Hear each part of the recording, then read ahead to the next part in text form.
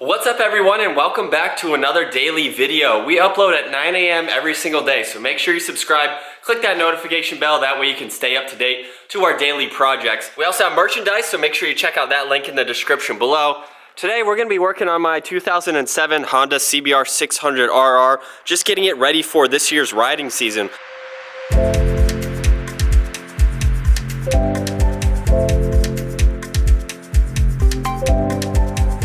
The first thing that I'm replacing on my bike is the rear brake pads. They are so much smaller than a normal vehicle pad. So hopefully this will be an easy install. You can see just how thick they are. And if we go over to my bike now, I am the fourth owner of this bike. It has about 22,000 miles on it.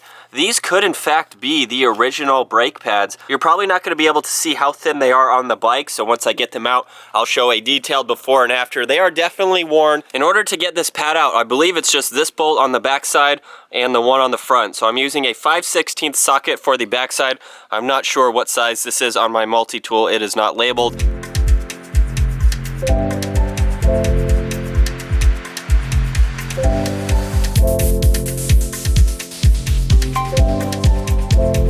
With those two upper bolts out now, and this one is still loose, I think that gave me a little bit more wiggle room. I can actually just slide the brake pad right out. So I'll show you a before and after comparison here. Oh man. Here we go, 22,000 miles later, and we have after and before. Look at, there's pretty much nothing there. That's crazy to see. It's like a little slot here. I guess that's probably when you know they're shot. They're pretty much done. Look at, it's actually going to be harder to get these back in because they're so thick. You got to get the pistons pushed back in. Yeah, there's normal maintenance that was definitely overdue, I should say. Well, you still have 2 millimeters maybe. But I didn't have any fading in the brake pads, so they were still doing their job. Obviously, it's easy to tell which one goes on which side because they're the exact same, but now we need to get this off. Yeah, that was easy. Now time for the reinstallation. It took not even 5 minutes to get the stock pads out. So I'm gonna start with the inside brake pad first and get that lined up. But what I need to do is take a flathead screwdriver, just kind of stick it in here a little bit, and push that in between the disc and the piston there. Flathead screwdriver will do. It's not going to damage it or anything like that. And then I should be able to slide this, lock it into place. And these pads on this side of the pad, there's like little squares that lock in place. Yeah, so but once they're locked in place, that bolt will go in nicely. We just have to line all these up. And this was honestly way easier than I really expected. When you know what you're doing, 5-minute job. It took us like 6 minutes because I've never done it before.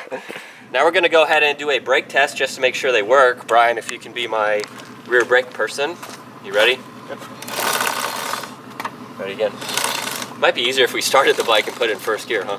Well, we might as well get a cold start up because I haven't ridden my bike in, I don't know, 2 weeks now.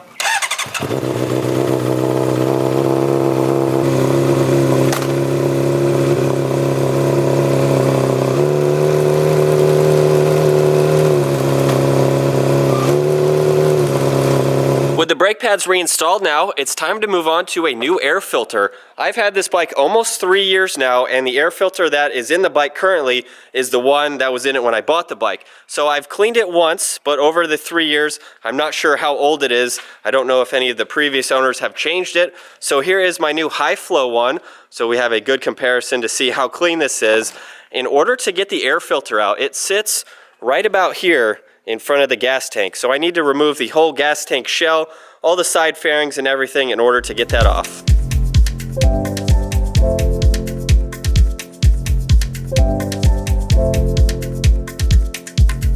I haven't removed all the bolts just yet, but what I want to do now is separate these tabs from the gas tank shell and the side fairing. Basically, that's just going to allow me to take this off without having to remove any more of this.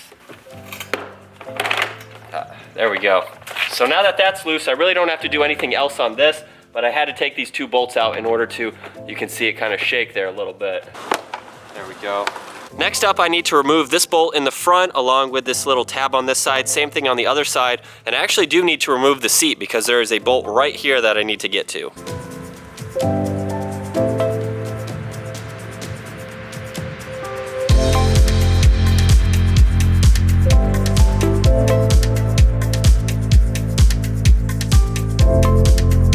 So I'm I'm going off of memory doing all this from the last time that I did it. I had another bolt down here on each side that I had to take out. You saw this back one that I loosened here. I need to get a Phillips head now to do 2 on here because this whole entire black piece is also connected to the tank cover itself.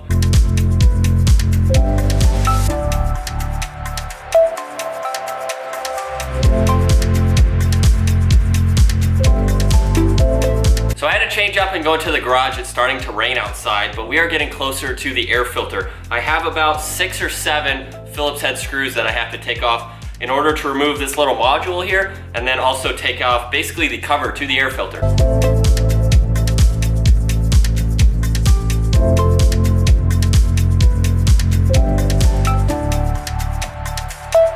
All right, with all those bolts out, I had to take the bracket holding this module off as well. And now, if you can see, I should be able to open this right up, and the filter is right there.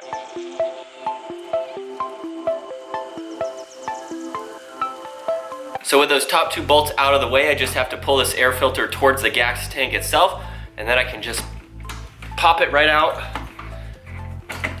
just like that. So here they are side by side. This is a 3+ year-old air filter. I've cleaned it once, but still you can see just how dirty it is compared to the brand new one.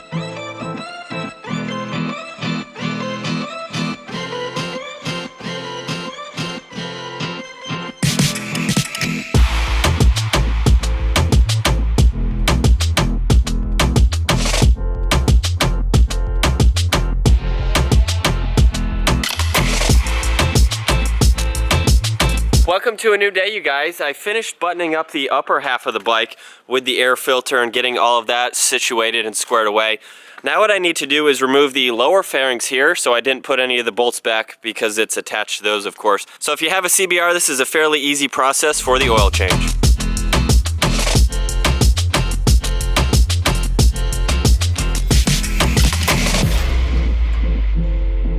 Alright, so with this piece out of the way now, I have found it easier to just take it off as one, because if you look down in the bottom side here, there's some tabs in here that are just really hard to put back together. As I found out the first time that I did the oil change, I think it's just easier to take this off in one piece. I have my oil pan up underneath. The oil drain plug is right here. The oil filter is just on the other side of this radiator reservoir. And then a trick that I'm going to do is take some saran wrap and cover my exhaust, because all the oil from loosening the oil filter can drain all over the exhaust. So it's a nice tip to have. I'm going to double up on this. It just keeps a lot of the oil off the actual exhaust, so that way it doesn't burn off as I'm riding the bike afterwards. This oil plug is a 12mm socket. So as the oil is draining now, I can go ahead and work on the saran wrap here, getting that all set on the exhaust.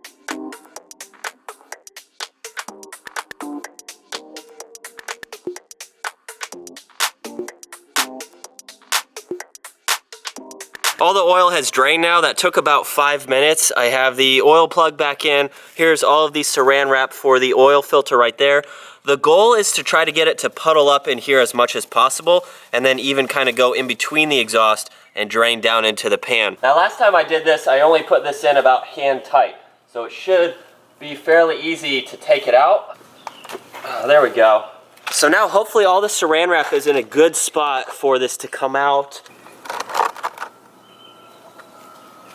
Hopefully you guys can see the saran wrap is doing its job. I have a nice waterfall coming all the way down into the oil pan. So again, that's saving me from having to clean up the exhaust. Here's the new oil filter that I'm getting. It's a high flow brand, straight from the dealer. I'm replacing a high flow with a high flow. So this is the 4th or 5th oil change that I have done on this bike so far. And now what I'm doing, you guys probably won't be able to see around my arm here, but up in the oil filter, I'm just cleaning off any of the excess strips that are left. And with that done, it's time to put on the new one. And this is just gonna be hand tight again. You don't need anything more than that. So just a couple hard turns here to get it nice and snug. Before I put the bike back together on the lower half, I'm gonna go ahead and add the oil, make sure there's no leaks, run it for a little bit.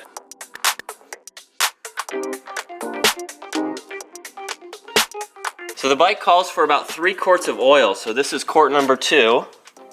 Before I put in quart number 3, I'm gonna show you guys this area right here. I can monitor how much oil is in the bike, so hopefully you guys will be able to see this going up as I put in quart number 3.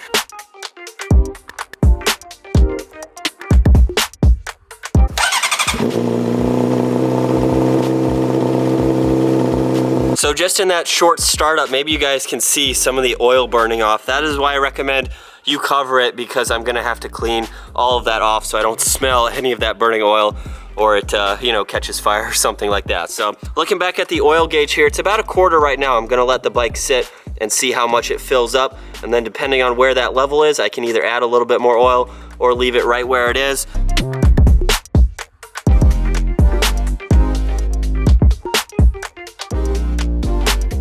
That concludes this year's maintenance on my 2007 CBR600rr. I hope you guys enjoyed today's video. Brian will be starting on his bike here soon, so you guys will see that video as well. If you enjoyed today's video, make sure you give it a thumbs up, smash that subscribe button.